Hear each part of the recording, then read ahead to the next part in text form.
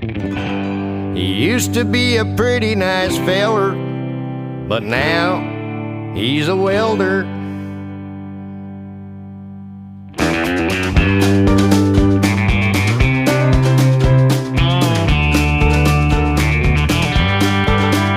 He's got arthritic knees and a mattress full of fleas. He's in the bar most every night. He doesn't get along if you look at him just wrong. He'll flare up, try to pick a fight. He's got sores on both his hands, he can sometimes barely stand. He thinks he's got a master plan. He's obnoxious and he's rude, got a real bad attitude, but in his mind he thinks that he's just grand.